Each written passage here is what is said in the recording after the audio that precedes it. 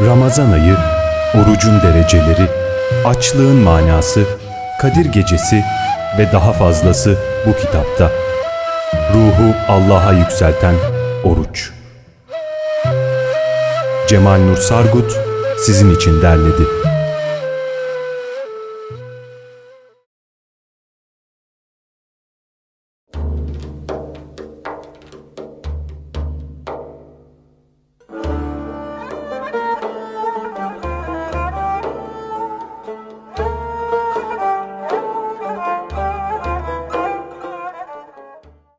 Hocam yine çok güzel bir hadisi kutsi. Allah-u Teala şöyle buyurmuştur diyor Hazreti Peygamber. Beni ne yeryüzüm ne de gökyüzüm içine alabildi. Beni sadece mümin, müttaki, naki ve veralı kulumun kalbi içine aldı. Nasıl alıyor hocam kalbi içine? Kalbin içinde tecelli ettim diyor. Kalbin içinde, kalbin idrakinde açığa çıktım.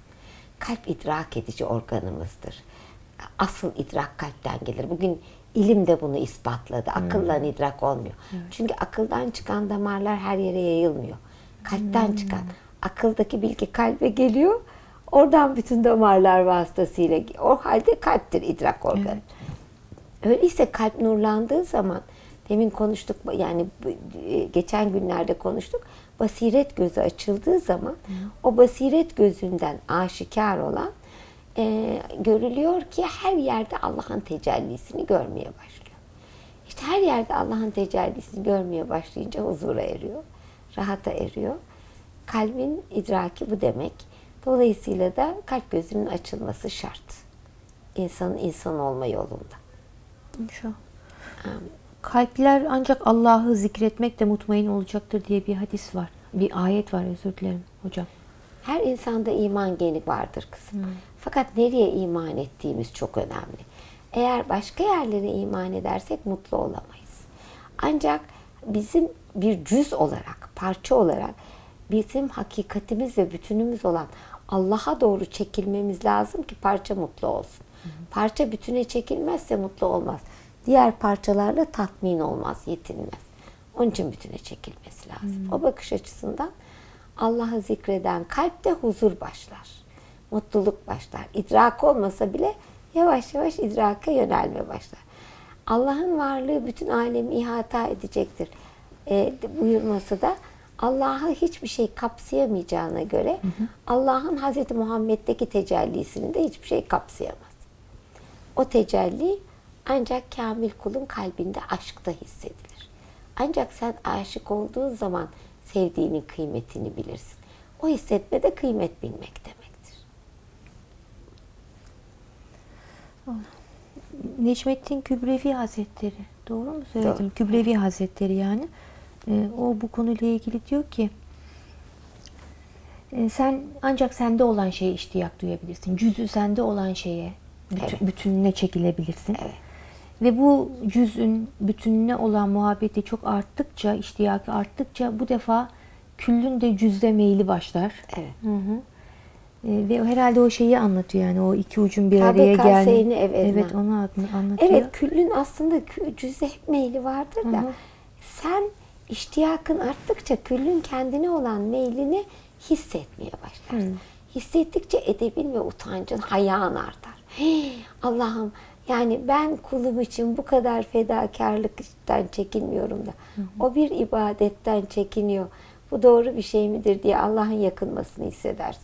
Utancın yani Allah'tan korkmak ve utanmak bu demektir kızım. Onun sonsuz tevazu, sonsuz tenezzülü, sonsuz yakınlaşması. Seninse ay uykum var ibadet edemem. Ay çocuklarım var vaktim yok gibi saçma sapan laflarla Allah'tan uzaklaşman ve ona layıkıyla hürmet edememen içindeki bütün huzursuzluğun ve mutsuzluğun kaynağı budur. O bakımdan insanın kendi hakikatine doğru çekilirken çekildiği yerin hakikati olduğunu idrak etmesi lazım. Yoksa herkes kendi hakikatine çekiliyor. Neye tapıyorsan Allah'a tapıyorsun. Başka bir varlık yok. Galiba geçenlerde de söylemiştim. Mesela paraya tapan insan, beni çok etkiler bu. Paranın kağıt kısmı tuvalet kağıdında da var. Birine tapıyorsun, öbüründen hani daha süfli bir iş yapıyorsun. Şimdi ikisi de kağıt, aynı kağıt. Niye birine tapıyorsun? Onda kadir gücü var Allah'ın. Aslında paraya tapmıyorsun. Allah'ın kadir gücüne tapıyorsun. Taptığın her şeyde Allah'ın bir ismine tapıyorsun. Ama niye Allah'ın ismine tapasın hakikati varken? Yani zatına. Onun için Hazreti Şems diyor ki, ey avcı, sen niye yukarıdan uçan kuşun peşinde değilsin de yerdeki gölgesinin peşinde koşturup duruyorsun? Ya mesele burada. Hep gölgelerle uğraşıyoruz. Hakikati nerede? Gene biliyorsun, çok iyi bildiğim bir şeydir. Hazreti Şems birisi gelmiş, hem de mübarek biri. Aa demiş, ay leğenin içinde ne güzel gözüküyor. Şu akse bak, güzelliğini methetmiş. Hazreti Şems enseye tokadı patlatmış. Ayol hakikati orada demiş. Sen niye bununla meşgulsün? İşte böyleyiz. O yüzden aslını idrak varken onun parçasının peşinde koşmak, Allah korusun, bizi felakete götürür. Ama parça bazen bütüne ulaşmakta merdivendir. Onu da bilemeyiz. Hürmet etmeli. Evet. Yani bu kadar ince yorumlar, güzel ilim, bilgi. Ama insan bazen hani o manevi ilmi çalışırken bir de işin kıldı kışrında kalıyor. Ben kendimi bazen gün içinde düşük buluyorum. Geçen de öyle bir komşuma uğradım. Bir şeyler söyleyecek gibi oldum. Dedi ki, Allah diyenin derdi olmaz kızım dedi. Öyle bir candan dedi ki birden hop kendime geldim. Yani bu kadar bir ayetle bir ömrü düzeltmek mümkün. İşte yani. kültür Kalpler bu. ancak Allah'a zikretmek. Kültür bu. Kültür, bilgelik, öğrendiği bir şey, başka bir şeye ihtiyaç yok. Hani adamın bir tanesi peygambere gelmiş. Bu arkadaş zerre kadar hayır işleyen hayır bulur. Zerre kadar şer işleyen şer bulur. Ayetine takıldı kaldı. Başka ayet okumuyor deyince bırakın onu, fıkıhçı olmuş demişler. O ona yeter demişler. Yani kızım, Allah da yeter. Ama layıkıyla de, kalpten de, iman ederek de. Onun için onun ne yaşı var, ne hali. Hiç unutmuyorum, hatırlar mısın? 6 yaşında bir çocuk bana sormuştu. Allahu Ekber nedir diye. Ben de dilim döndüğünce izah ettim de döndü bana, dedi ki kime göre daha büyük dedi. Başkası var mı ki dedi. Kültür bu. 6 yaşında benden kültürlü. Yani bunu idrak edince de işte haşyetin ve hayretin gün günden artıyor. Kimden istiyorsa bu manayı, bu zevki zuhur ettirebilen bir yüce Allah'tan bahsediyor. Kesinlikle. Bu zaman geçtikçe, insanlar yaş aldıkça Allah demenin güzelliği de hemen fark ediliyor hocam. Bazen bir yaşlı teyzeye gidiyorsunuz, işte amcaya. Allah hatta sizinle muhabbet bile edemiyor. Tesbihi varmış da çekecek. Sohbet bitse de ben tesbihime dönsem diye. Ya da bazısına gidiyorsunuz, devamlı haberler, kötü haberler seyretmiş. Böyle içi kararmış filan. Hani diyenle demeyen insanın hani bu dünyada da cenneti ve cehennemi yaşayıp yaşamadığı hemen de görülüyor yani. Kesinlikle doğru söylüyorsun. Zaten cennet dedikleri birkaç köşkle birkaç huri. Allah deyince köşk huri derdinden kurtulup cemalullah'a idrak başlıyor. Şimdi bir tek ilim öğrensen, o ilim bir aylar ayı seni mutlu etmiyor mu? Tabii. Bazen Kur'an'daki bir cümle için biz bir ay zevkten 4 köşe oluyoruz. Uyuyamadığım geceler oluyor. Dönüp dönüp hatırlıyorum.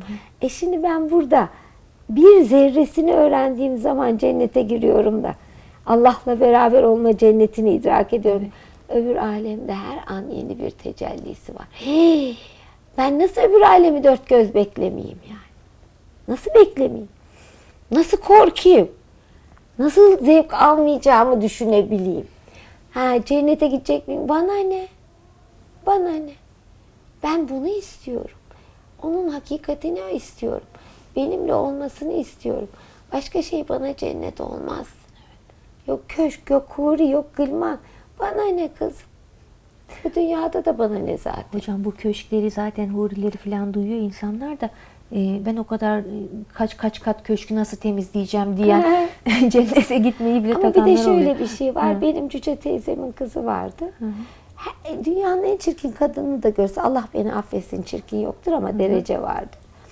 Ay kadının güzelliğine bak derdi. Dünyanın en çirkin adamını görse, ay adamın güzelliğine bak. Neden hocam öyle diyor? Dünyanın en dar evine girse, ay köşk müdür, böyle bir evimiz olsa Cemalnur derdi. Sen dedim Firdevs cennetindesin. Neyi görsen cennetteki gibi güzel sanıyorsun. İşte bu içinin genişliğiyle alakalı. İçin genişse evde geniş. Evet.